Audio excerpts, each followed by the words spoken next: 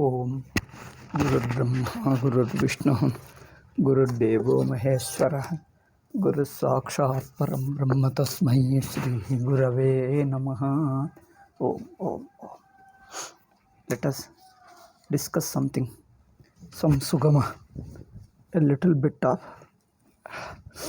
Sugama. Okay. Nanu vidisham dvaita prapancho bhasate nava. The question is, does Dvaita Prapancha appear to Jnani or not? Does Jnani see the duality, the world of duality or not?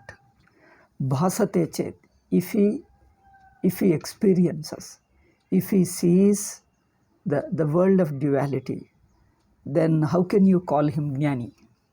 Katham Vidvatta. Because Jnana means one who understands the Atma to be non-dual. And there is no Dvaitam in him. Means he is not a Jnatru. To him there is a Gneyam apart from him. So Dvaitam can be explained in this way or in other ways also. Different ways. In all of them the common thing is that I am a subject seeing an object, something other than me. A knower known, subject object, this kind of duality.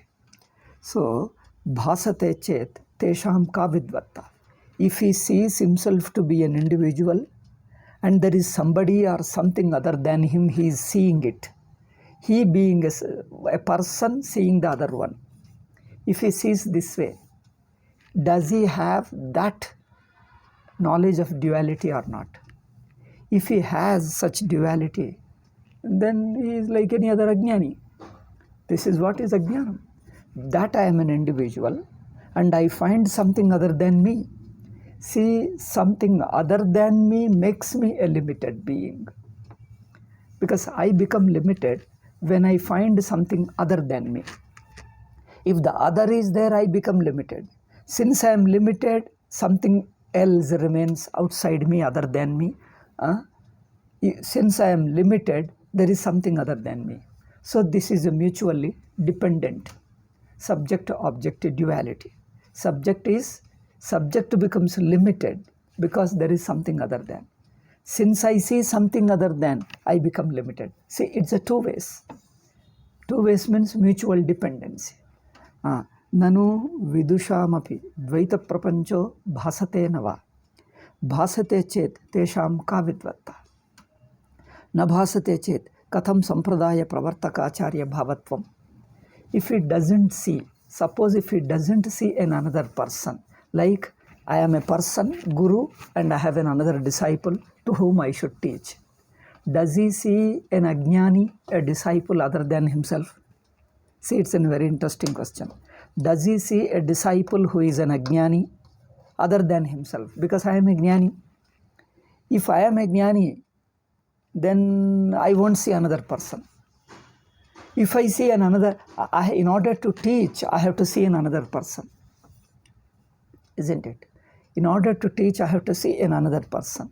If I see another person, then I become one of the two. That means there is a Dvaitam. So, nabhasate, if I see the duality, then I become Ajnani.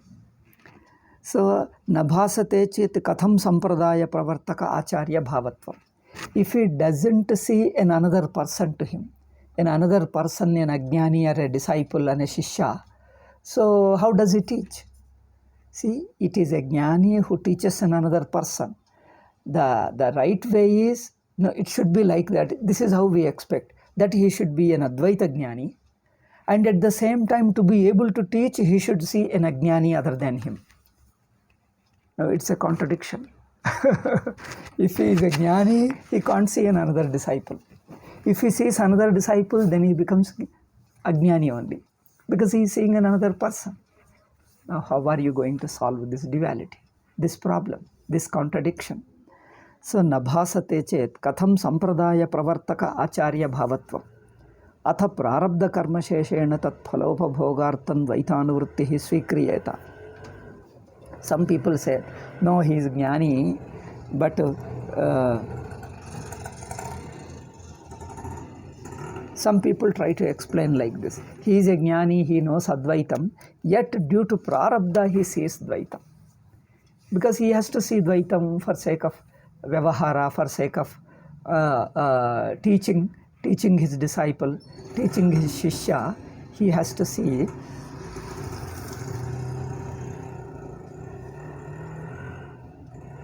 अथ प्रारब्धकर्मशेषेण तत्फलोपभोगार्थं द्वैतानुवृत्तिः स्वीक्रियेत. Prarabdha because once he gets the jnanam, there is a prarabdha, because body and the world and this prarabdha continues. Due to prarabdha karma shesha. Shesha means a karma, a part of karma that is left out.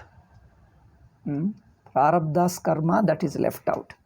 Tat phalopabhogartham, to enjoy that prarabdha karma, dvaitanuvrittihi. So dvaita continues, because dvaita continues to as much dvaita as prarabdha requires. Because some prarabdha continues. This is what our people say. Svikriyeta tada tadakshipta vidyaleshopi avashyam akshipyeta. If some portion of prarabdha is accepted to continue, if some portion of prarabdha is accepted to continue,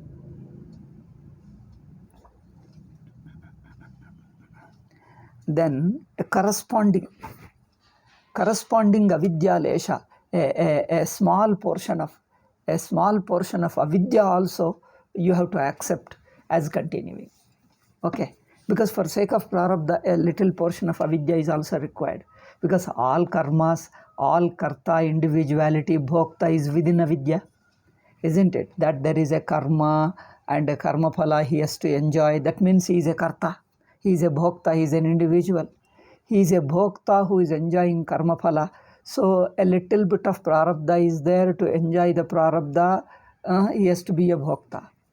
So to be bhokta, to be able to enjoy prarabdha, then prarabdha is a karma and you are a bhokta. For all this, then you require little avidya. If there is a little avidya and little prarabdha, and only when there is a prarabdha, then we'll be able to see duality. That there is a disciple and I am a jnani and there is a disciple. So three things are there. One, that guru sees a shishya other than him. A duality he has to see, in spite of understanding Advaita. In spite of understanding Advaita, he has to see the duality. Okay. For sake of duality, a prarabdha.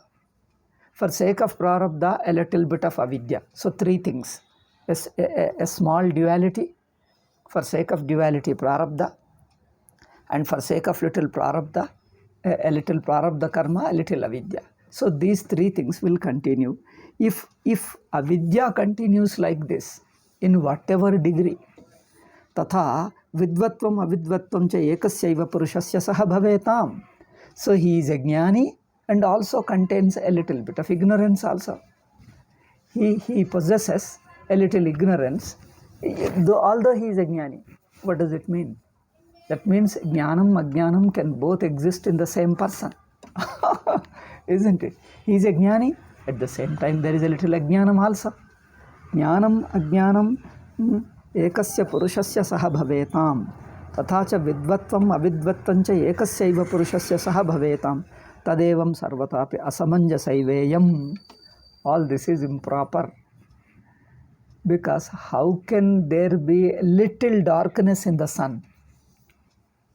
See, day and night don't exist for the sun. Sun, you understand that sun is beyond day and night.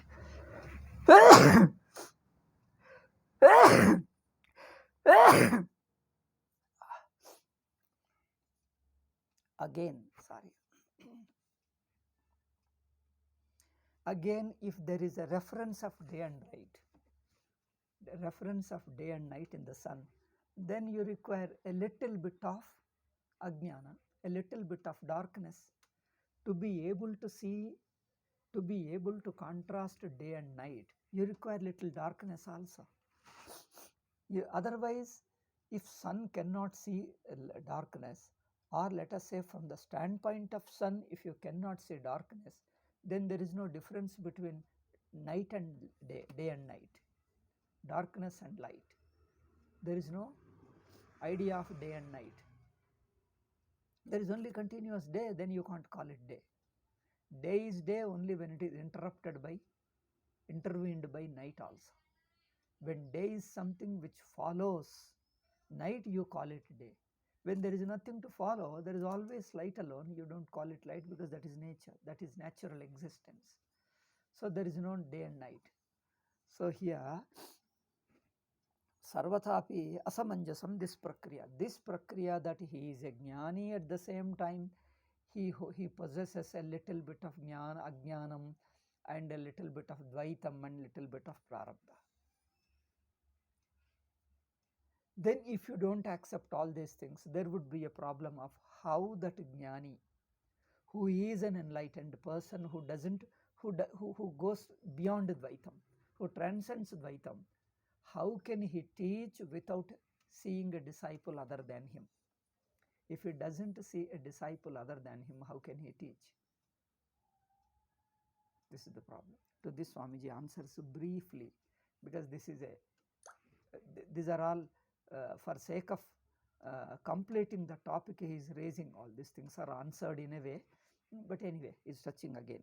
Prarabdha karma sheshena badhita dvaita pratibhasasyaiva vichandra jnanavad anuvrittihi iti prageva aveditatvat. This was told even before. What was it? This dvaita appearance is a badhita dvaita pratibhasa. Dvaita pratibhasa, the appearance of duality, is not a real duality. Is an assumed, is a false. You understand that it doesn't exist, yet you assume it consciously. You assume it. It is something like consciously you assume that this is not pen and this is pencil. Okay, let us assume and go. In this assumption, your knowledge of pen doesn't go away. You don't miss the pen when you assume it to be a pencil.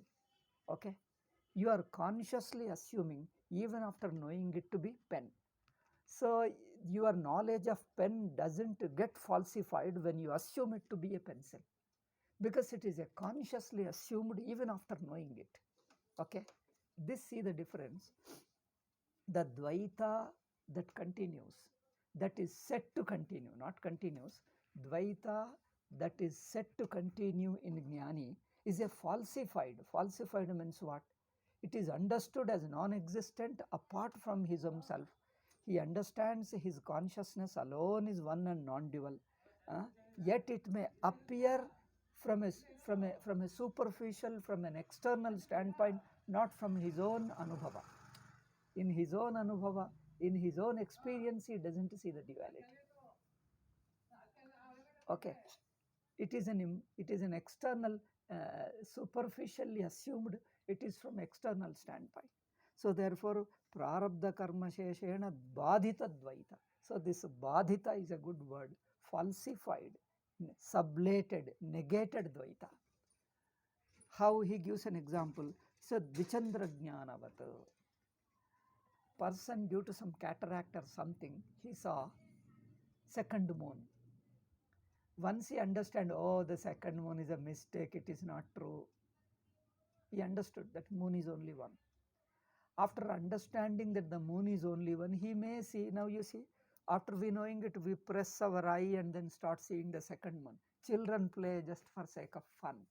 You know it is not there, but just you try to see it. Nicely, you laugh at it. Oh, there is a second moon. You know there is no second moon, yet you just make it a fun. After knowing it, see, like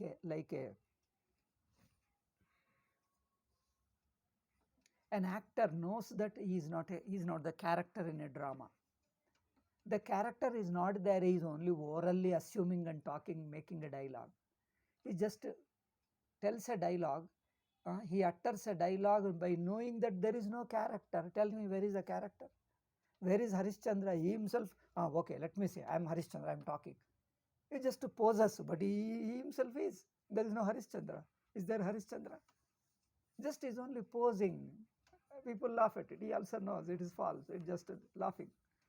So it is a consciously assumed by knowing that there is no, I am not Harishchandra. I know I am what I am.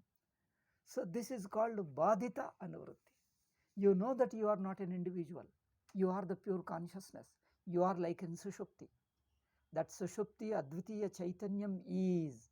So Badit Anuvritti, like in a drama, an actor knows that there is no character. Is only assumed person, assumed thing.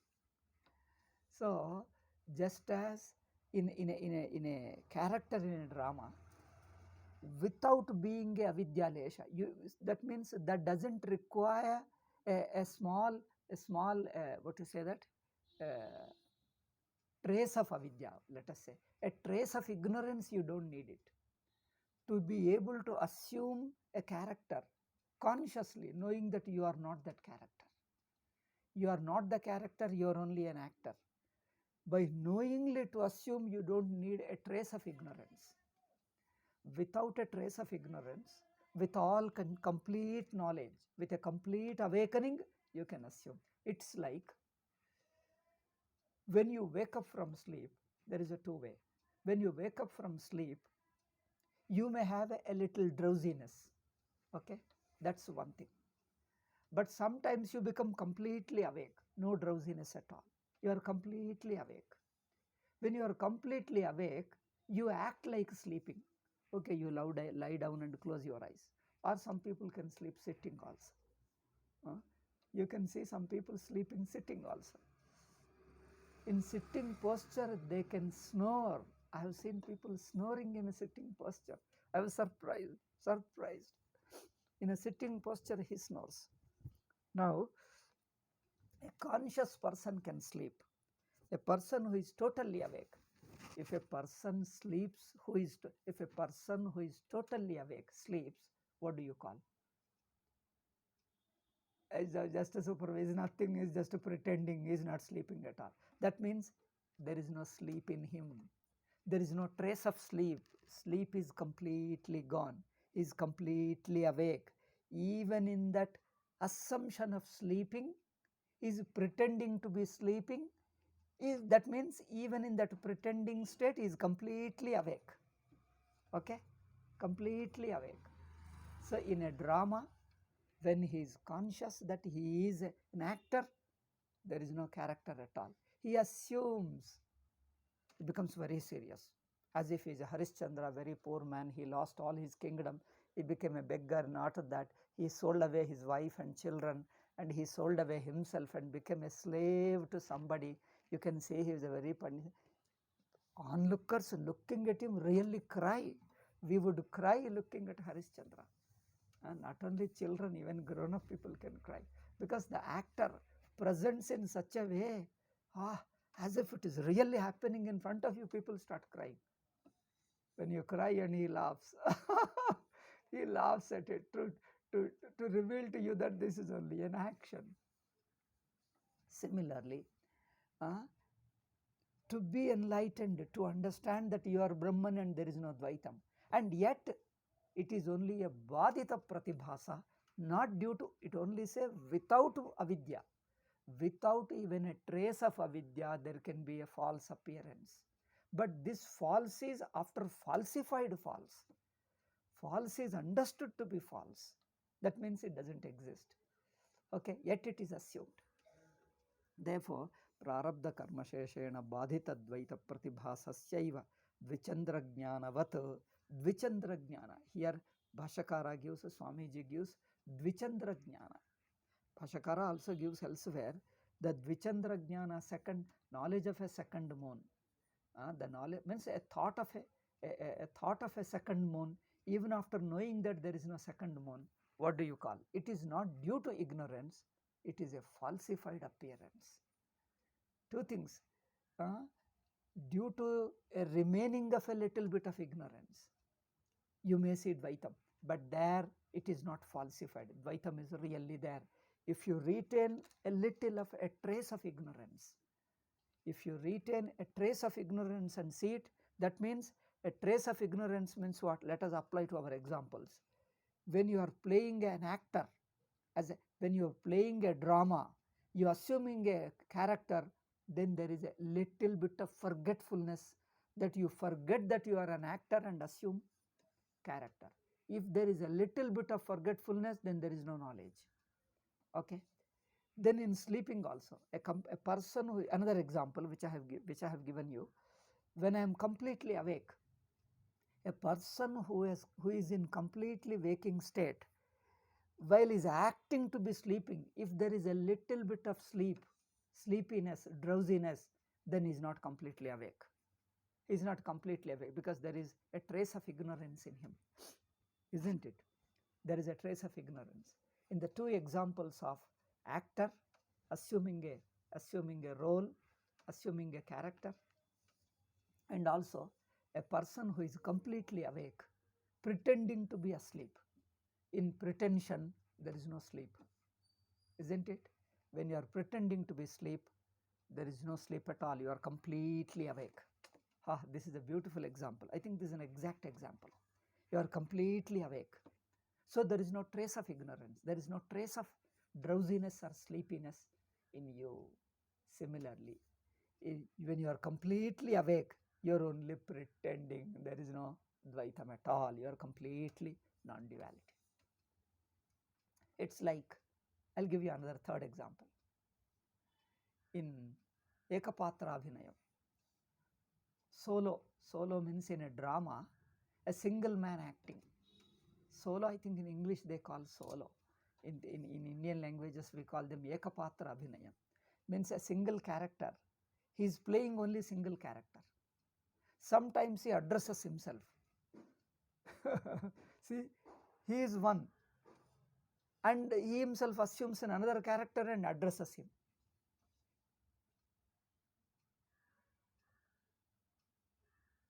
Okay. Here you assume two characters.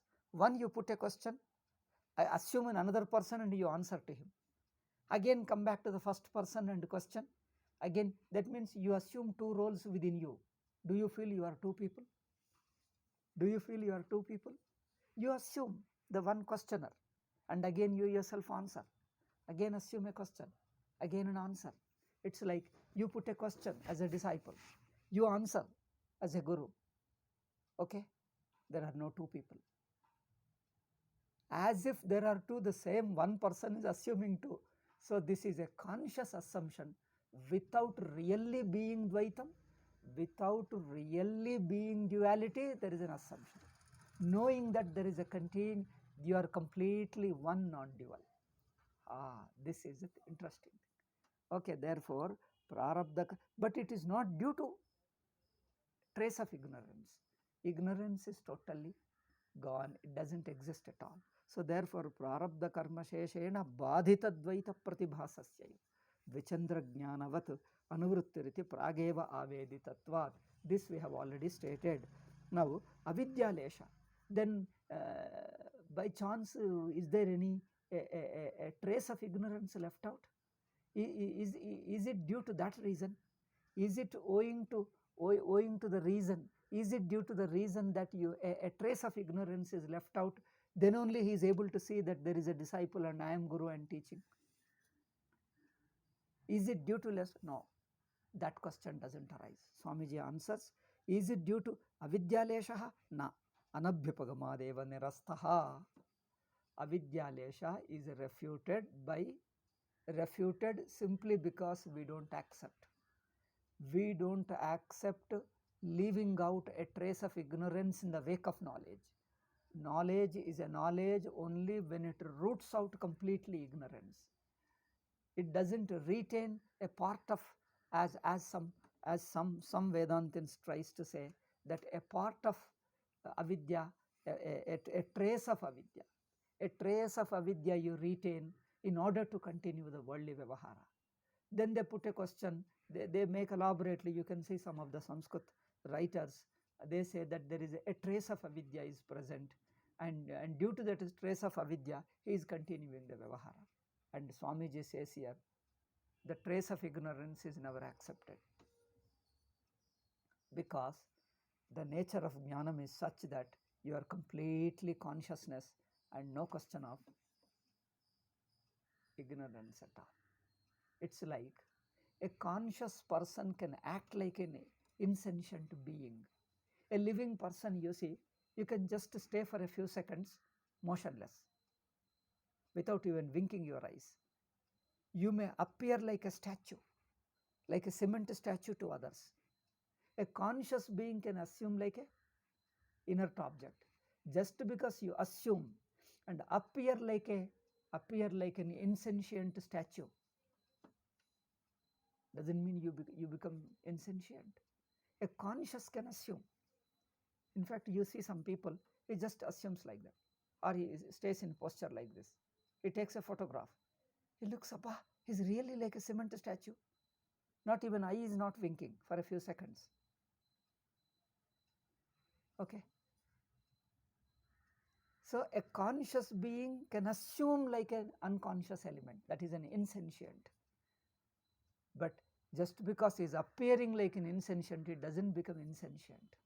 Doesn't lose his consciousness and become really insentient. That is the thing. It doesn't lose his consciousness.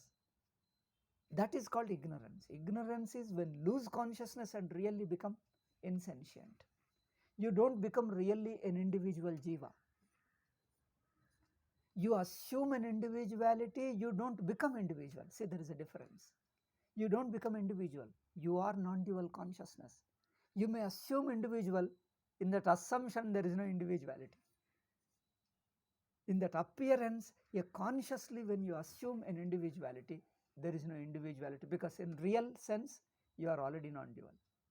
Similarly, a conscious being assumes a cement statue, a form of cement, a motionless cement statue.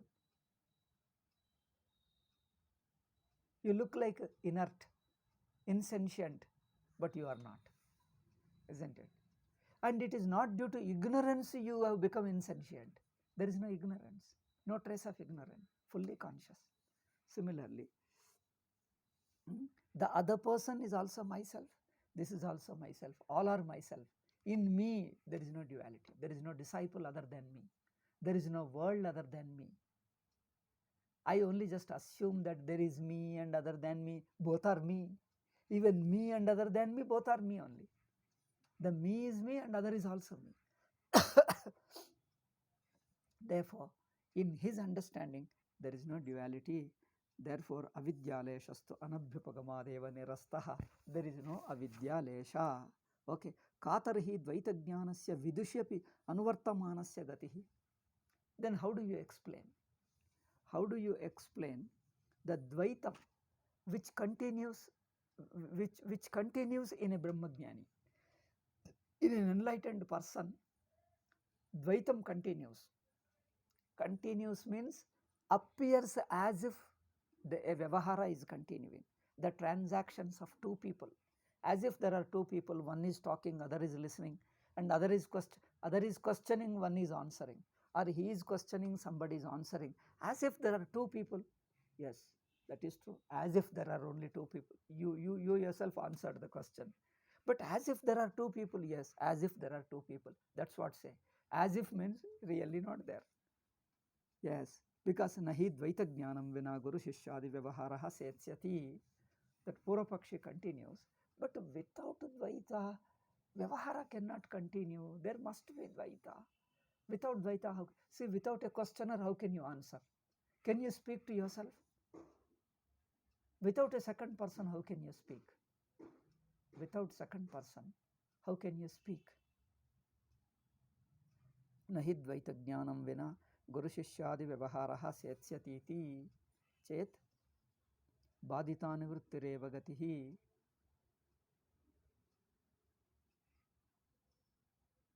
Uktam hi Brihadaranyaka Bhashya, he says, badita anuvritti.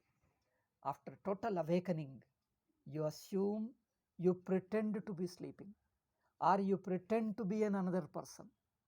That you are putting a question, you are answering, as if you make an appearance of two people within you.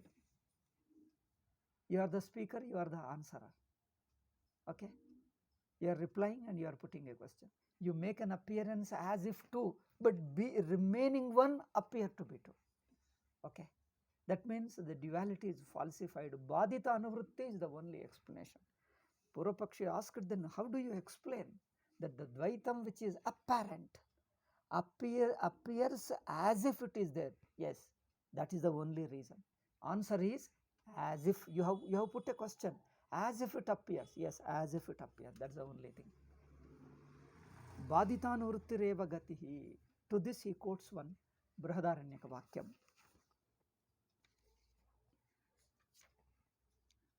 न हि विपरीत प्रत्ययो विद्यावतः उत्पद्यते निर्विषयत्वात्. See,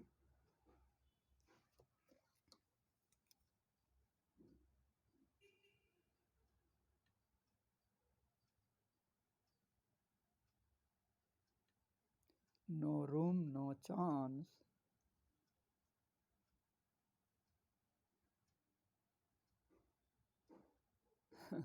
So, na viparita pratyaya vidyavata. See, a jnani cannot entertain a misunderstanding. This is a very beautiful answer. This is the Bhashyakara statement in Brihadaranyaka.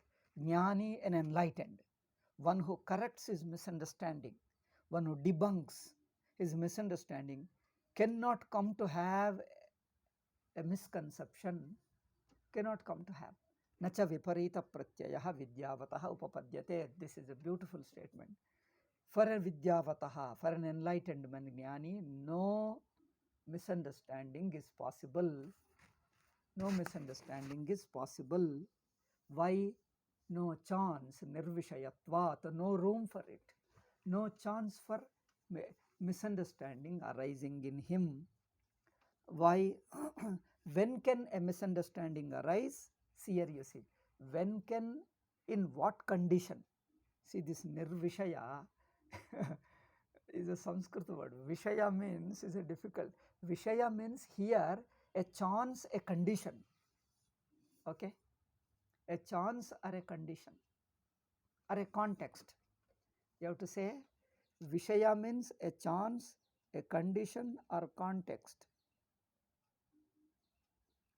There is no condition, there is no context. Otherwise, people translate as Vishaya means object or subject matter, none of them suit. Nirvishaya means there is no context, there is no condition. There is no condition for misunderstanding.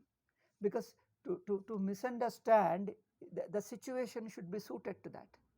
Okay? But no misunderstanding is possible because the possibility, the condition, the situation is not such that you can have a misunderstanding.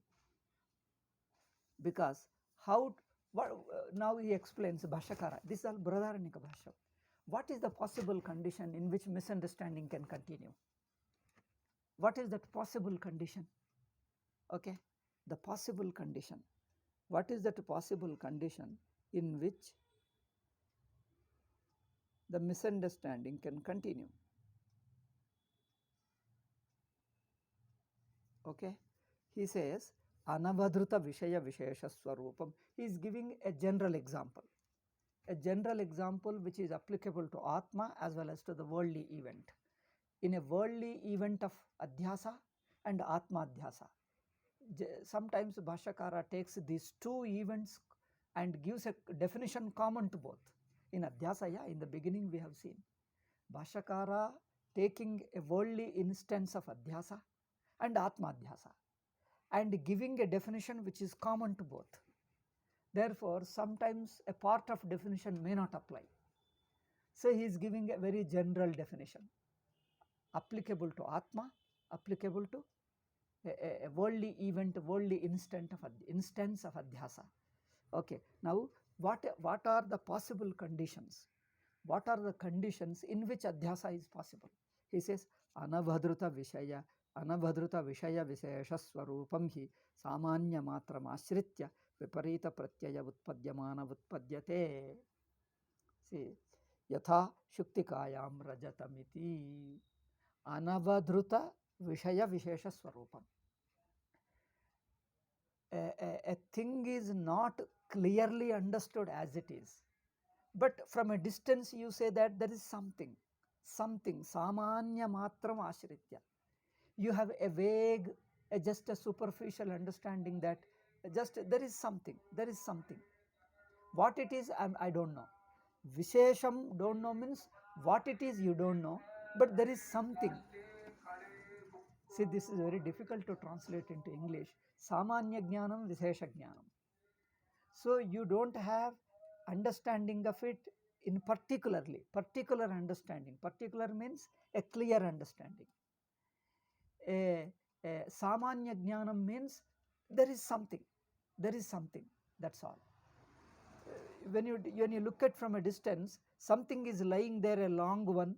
There is something lying there. I don't know. I am not able to say what exactly is it. There is no exact knowledge, but there is a vague that there is something. This is called Samanya Jnanam. He says, what is that possible condition in which a misconception is possible? Where there is a Samanya Jnanam, but no a specific exact knowledge.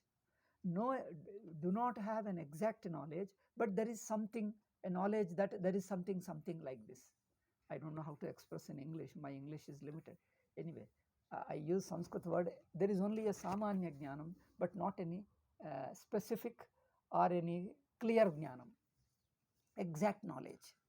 Like he gives an example, Rajata Shuktika, or take a rope and snake, where you see that there is something, I don't know what exactly is it, but there is something lying, is a long one, it could be snake. So when you see that there is something, if you don't identify it as a rope, but see that there is something long lying or something curved lying like this, then probably it could be snake. See, because what is lying there, there is no exact knowledge, accurate knowledge about it. So in that condition where you have a vague understanding, then alone a misunderstanding is possible. Okay, therefore such a Vishaya Visheshavadharanavato, then a person, and such is a condition in which a misunderstanding, a misconception is possible. But if a person who has got an accurate knowledge about a thing, a clear and accurate knowledge of a thing, such a condition which is suited to misunderstanding doesn't obtain. Therefore, I am literally translating Bhashyakara, therefore it may look like that to you. Such a Vishaya Visheshavadharanavato Asesha Viparita Pratyayashrasya Upamarditatvat. A person who understands it exactly, clearly, to such a person, the vague knowledge, the Samanya Jnanam is not possible. When there is no Samanya Jnanam, how can there be a misunderstanding? Isn't it? When you don't know exactly, when you know vaguely, then alone there is a possibility of misunderstanding. When you know it exactly, accurately, that means knowledge is clear, no misunderstanding is possible. See, Viparita Pratyaya, Ashrayasya Upamarditatvat.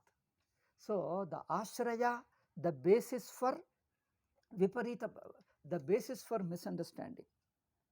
Pratyaya, Ashraya. Ashraya means the basis for misunderstanding is what you say, destroyed.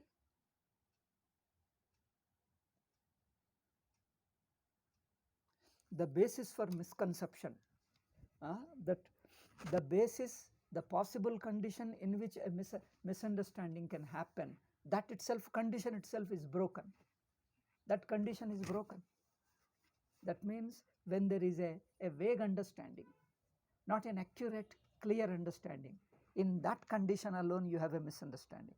But when you know Atma as yourself, non-dual, no, there is no possible condition for misunderstanding. Therefore, Purvavat Sambhavati, na Purvavat Sambhavati. Therefore, it can't. Now, once you know that you are an actor, and no if you had a doubt that whether I am an actor or a character, then there is a possibility of your misunderstanding the character to be yourself. But there is no such a condition. He knows that he is an actor.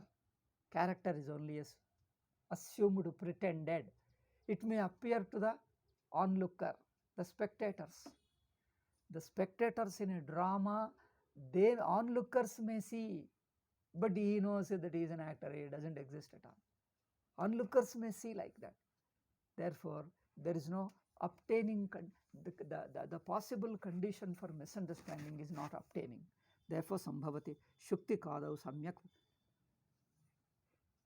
I am explaining all this because When I translated as it is like that, somebody found fault with it, removed all my translation. He removed all this translation. But this is what Bhashyakara is telling. So I have shown this, my Sugama translation, to somebody, and he made a mess of it. Because of this, 12 years it got delayed. My right translation he corrected means he made whole thing wrong.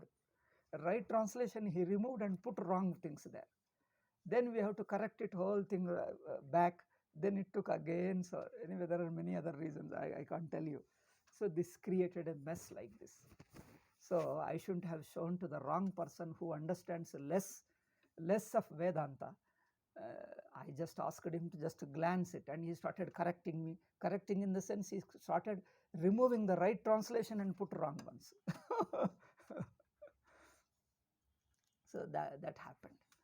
It becomes very, very difficult. Shuktikadau samyak pratyayotpattau punaradarsanat. Once the Shuktika, the seashell is clearly seen in the daylight, the silver, perception of silver has no room, no chance. So the silver, misconceiving, mistaking it for silver has no chance when you see it clearly, when there is a clear ascertainment. When there is a lack of ascertainment, a vague perception without a clear ascertainment. Okay? When there is a clear ascertainment,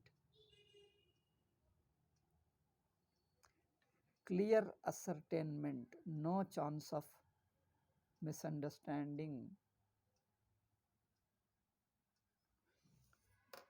That's all. Kvachittu vidyayaha purvotpanna.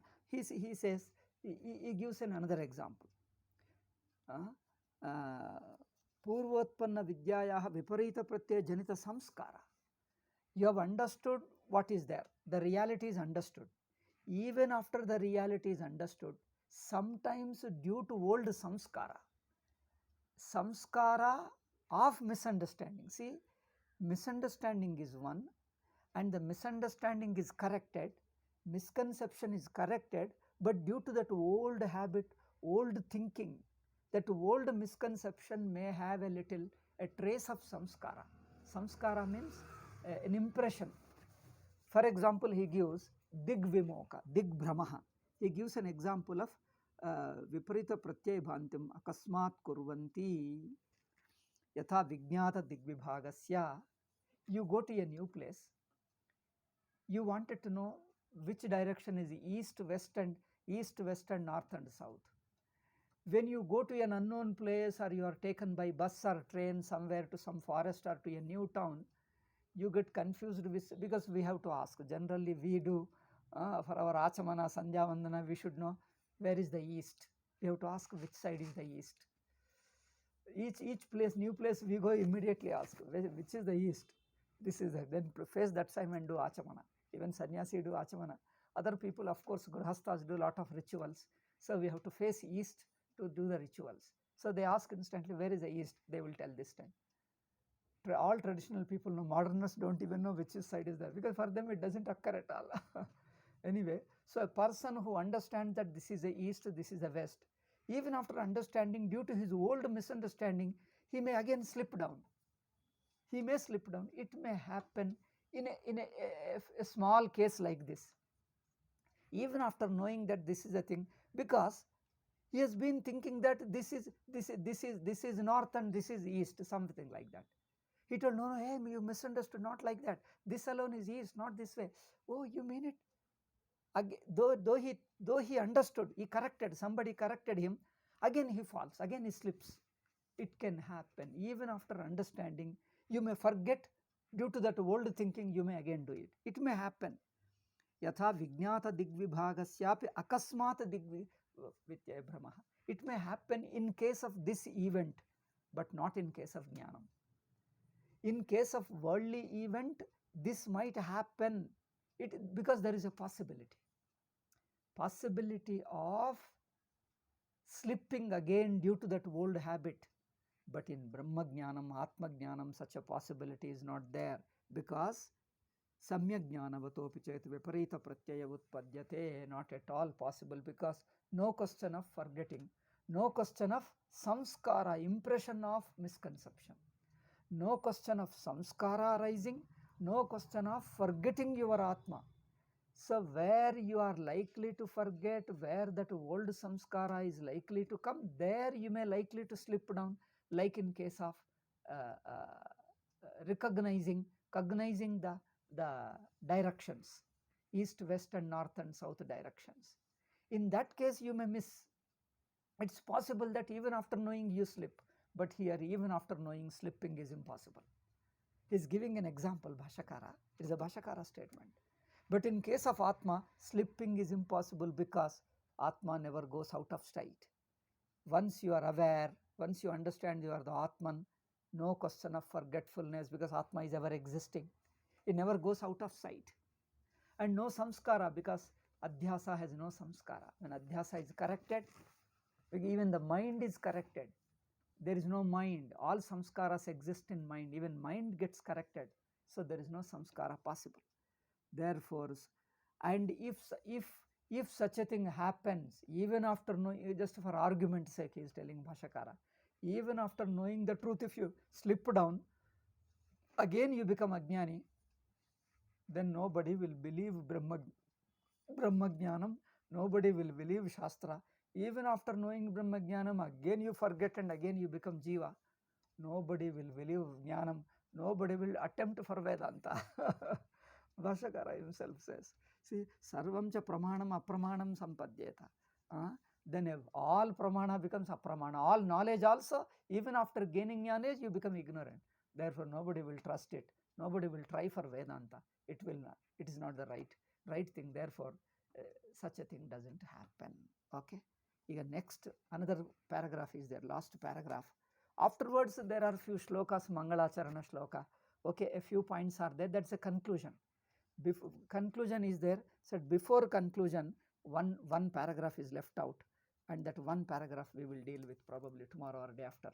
I think within two, I think maximum 2 classes. 2 classes or 3 classes, maximum 3. 2 or 3 we will conclude it. Only one paragraph is left out. Another is a concluding Mangalacharana shlokas. At the end of the book, generally we again offer prayer to people. Some prayer shlokas, we'll just repeat them and translate. And I think there is nothing much to explain. Okay, Om Shanti Shanti Shanti.